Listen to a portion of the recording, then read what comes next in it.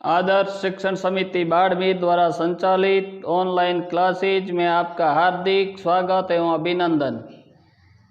प्यारे भैया बहनों नमस्कार। कक्षा पंचमी विषय वैदिक गणित प्रकरण वेनकुलम संख्या यानी ऋणांक संख्या अभ्यासमाला 3।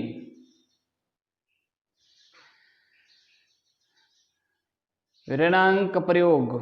वैदिक गणित में वेनकुलम प्रयोग का बड़ा महत्व है। पिछली कक्षा में हमने देखा था कि इस प्रयोग से 9 या 19 आदि बड़ी बड़ी संख्याओं के पहाड़े भी सरलता से लिखे जा सकते हैं तथा सामान्य संख्या को वेनकुलम संख्या अथवा वेनकुलम संख्या को सामान्य संख्या में बदला जा सकता है। जब सामान्य संख्या में प्रत्येक अंक 5 से बड़ा हो तो निखिलम विधि द्वारा भी सामान्य संख्या को वेनकुलम संख्या में बदला जा सकता है। वेनकुलम संस्कृत भाषा का शब्द नहीं है, यह लैटिन भाषा का शब्द है। हिंदी में यह ऋणांक कहलाता है। यानी ऋणांक संख्या का प्रयोग हम करते हैं। जो हमने पिछली कक्षा में हमने जो पहाड़े बनाने सीखे थे, तो बड़ी बड़ी संख्याओं के पहाड़े वेनकुलम संख्या की सहायता से हम सरलता से लिख सकते हैं।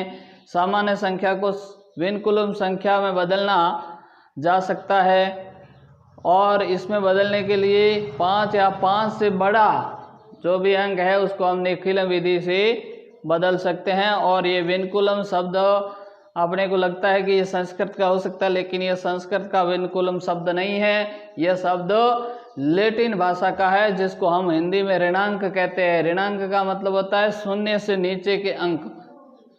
जो शून्य के ऊपर के अंक होते हैं उसको धनांक कहते हैं और शून्य के नीचे के अंक है उनको हम ऋणांक कहते हैं।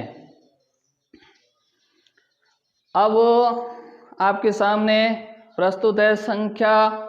जो सामान्य संख्याएं होती है उन संख्याओं को वेनकुलम संख्याओं में जो बदलने की जो विधि है, उस विधि के कुछ बिंदु है जो आप ध्यानपूर्वक समझेंगे।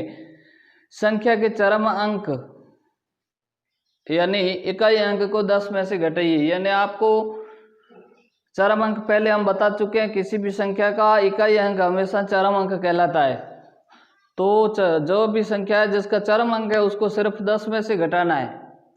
शेष संख्या के शेष निखिलम अंक जितने भी शेष अंक है, पहले अंक को छोड़ के चरम अंक को छोड़ के जितने भी अंक है उन सबको 9 में से घटाएंगे और शेषफल के प्रत्येक अंक पर वेनकुलम रेखा, ऊपर खड़ी रेखा आड़ी रेखा खींचेंगे और कहीं पर भी यदि शून्य आ जाता है तो शून्य पर एकाधिक नहीं, क्या ये वेनकुलम रेखा नहीं खींची जाती है। शेषफल से पूर्व शून्य पर एकाधिक चिन्ह लगाइए और 1 लिखिए। यानी शेषफल जो अंतिम शेषफल आता है उसके आगे हम 0 लगाएंगे और 0 के ऊपर एकाधिक करके नवीन मान लिखेंगे। 0 का एकाधिक 1 लिखेंगे और वो संख्या ऋणात्मक संख्या हो जाएगी। इसको हम निम्न उदाहरण के द्वारा समझेंगे। जो आपके सामने ये उदाहरण है, इस उदाहरण को हम समझेंगे और इस उदाहरण को समझने के लिए हम श्यामपट्ट का प्रयोग करेंगे। जो श्यामपट्ट पर आपको इसको समझाया जाएगा। तो चलते हैं श्यामपट्ट की ओर।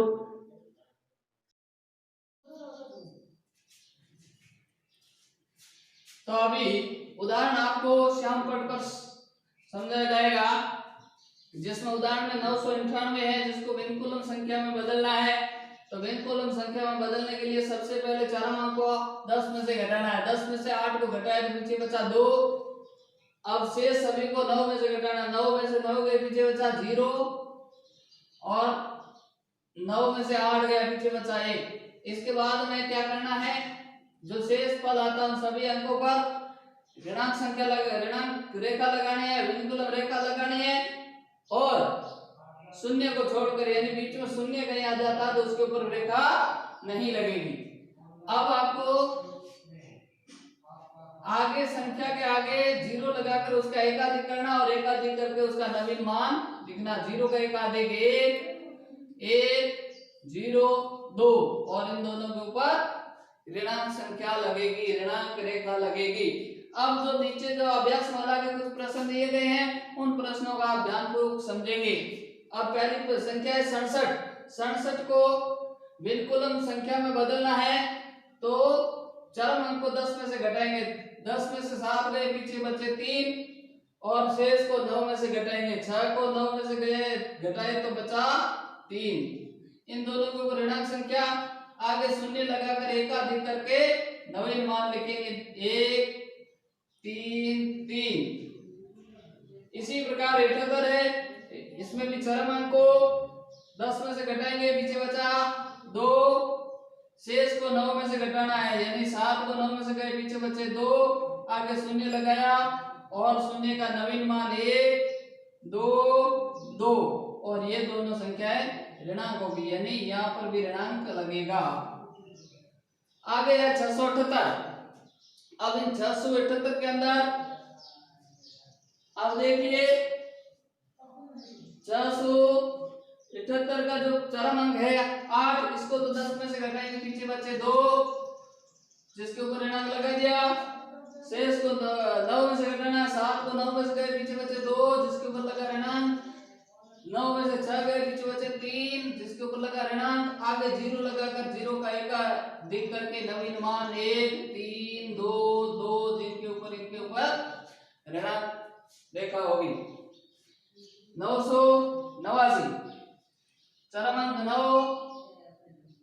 9 घटाएंगे किसमें से 10 में से, चरम अंक को 10 में से घटाना 1, 8 को 9 में से घटाया, पीछे बचा 1 और 9 को 9 में से घटाया 0। इन दोनों के ऊपर तो लगेगी रेखा और 0 के ऊपर नहीं लगेगी। अब आगे 0 लगाकर एकाधिक और 0 का एकाधिक करके नवीन मान लगा लिखना 0 1 1, इनके ऊपर दोनों के ऊपर लगेगी रेखा। आज के वीडियो में इतना ही। कुछ प्रश्न पीडीएफ के अंदर दिए जाएंगे और शेष कुछ प्रश्न अभ्यासमाला 3 से संबंधित किताब में है, वो आपको करने हैं। मिलते हैं अगले वीडियो में, तब तक के लिए नमस्कार, जय हिंद।